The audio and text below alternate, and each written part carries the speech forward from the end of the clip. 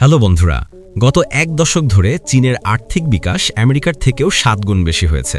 কিন্তু এমন কেন হয়েছে আপনি কি কখনো ভেবে দেখেছেন? চীনের জিনিসপত্র সাধারণত সস্তায় পাওয়া যায়, কিন্তু তা দীর্ঘস্থায়ী হয় না, এটা আমরা সবাই জানি।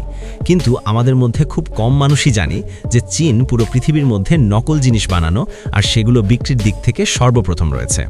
আজকের এপিসোডে আমরা চীন সম্পর্কে এমন কিছু দেখতে যাচ্ছি যে আপনি কখনো ভাবতেও পারবেন না। আমাদের মধ্যে অনেকেই চীনের তৈরি জিনিসপত্র কিনে থাকি, কিন্তু আমরা আসলে কি ব্যবহার করছি তা সম্পর্কে আপনি কল্পনাও করতে পারবেন না। চীনের যেসব খেলনা আমরা আমাদের বাচ্চাদের কিনে দেই তা ব্যবহৃত কন্ডোম থেকেও তৈরি হতে পারে। চীন সেসব জিনিসই ব্যবহার করে যা ফেলে দেওয়া হয়। চীন আপনার বাজেটের মধ্যে থেকেই যে কোনো ইলেকট্রনিক পণ্য তৈরি করে দিতে পারে যা আপনার হাতে পৌঁছানোর পর্যন্তই ভালো থাকবে। চীনে নকল মাছ, মাংস, এমনকি নকল ডিম পর্যন্ত তৈরি করা হয়ে থাকে। চীন সম্পর্কে লোকমুখে একটা কথা প্রচলিত আছে যে এখানে টেবিল আর চেয়ার বাদে 4 পাওয়ালা সব বস্তিই খেয়ে ফেলা হয়। এখানে ভার্জিন ছেলেদের প্রস্রাবে ডিম সেদ্ধ করে খাওয়া হয়, আর এই রীতি চীনে হাজার হাজার বছর ধরে পালন হয়ে আসছে। এর জন্য লোকাল স্কুলগুলো থেকে ইউরিন বা প্রস্রাব সংগ্রহ করা হয়। তারা মনে করে এই ডিম খেলে কোমর, পা এবং জয়েন্টের ব্যথা কমে যায় এবং শরীর সারাদিন এনার্জেটিক অনুভব করে। এছাড়া এখানে তেলাপোকা, ইঁদুর, কুকুর, এমনকি কুমিরও খেয়ে ফেলা হয়।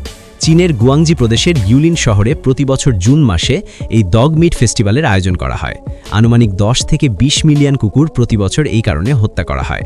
চীনে প্রতি বছর প্রায় 4 লাখ বিড়ালও খেয়ে ফেলা হয়। সব ধরনের অদ্ভুত আর বিদঘুটে খাবারের জন্য চীন পৃথিবীর মধ্যে বিখ্যাত।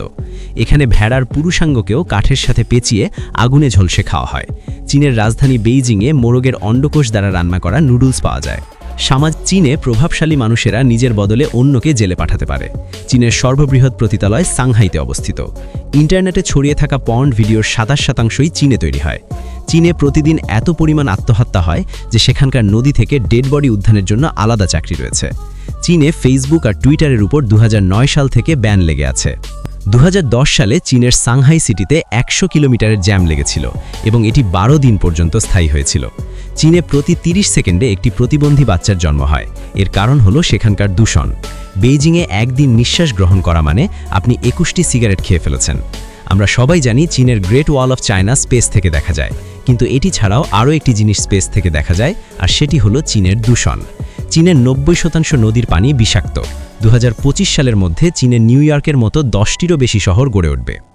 সেক্সটয় বিক্রিতে চীন 1 নম্বরে রয়েছে। আমেরিকাতে এত পরিমাণ জনসংখ্যাও নেই যে পরিমাণ সেলফোন চীনে রয়েছে। এখানে গৃহপালিত পশুদের পেইন্ট করে বাঘ, পান্ডা, জেব্রা বানানোর ট্রেন্ড রয়েছে। চীনের হংকং পলিটেকনিক ইউনিভার্সিটি ব্রায়ের বড় ডিগ্রি প্রদান করে থাকে। চীনের সবথেকে বড় অন্তর্বাস প্রস্তুতকারক কোম্পানিগুলোর ব্রায়ের জন্য ল্যাবও রয়েছে। এই কোম্পানিগুলো প্রতি বছর ভিক্টোরিয়া সিক্রেট, প্লেটেক্সের মতো ব্র্যান্ডের অন্তর্বাস বানিয়ে থাকে। নকল জিনিস বানানোর দিক থেকে চীন এতটাই অগ্রসর হয়েছে যে এখানে চাল পর্যন্ত নকলভাবে তৈরি করা হয়। একে প্লাস্টিক রাইস বলা হয়ে থাকে। এই চাল সিনথেটিক রেজিন এবং বিভিন্ন ধরনের রাসায়নিক পদার্থ মিশিয়ে তৈরি করা হয়। এই চাল খেলে অলরেডি অনেক মানুষ অসুস্থ হয়ে পড়েছে, তারপরেও এটি খোলাখুলিভাবে বিক্রি হচ্ছে। চীনে মধুও নকলভাবে তৈরি করা হয়। 1 লিটার নকল মধু মাত্র 100 টাকার মধ্যে তৈরি করা সম্ভব, যা পরে 800 থেকে 1000 টাকায় বিক্রি করা হয়। এতক্ষণে আপনারা নিশ্চয়ই বুঝে গিয়েছেন যে চীনের জিনিসপত্র কেন এত সস্তা হয় এবং কেন দীর্ঘস্থায়ী হয় না। এত কিছুর পরেও যদি আপনি চীনের জিনিসপত্র কিনে ব্যবহার করেন, তবে আপনি টাকা খরচ করে মৃত্যুকে কিনে আনছেন। বন্ধুরা, চীন সম্পর্কে আরও অনেক অদ্ভুত তথ্য রয়েছে। ভিডিওটিতে 15,000 লাইক হয়ে গেলে ভিডিওটির সেকেন্ড পার্ট আপলোড করা হবে। ধন্যবাদ।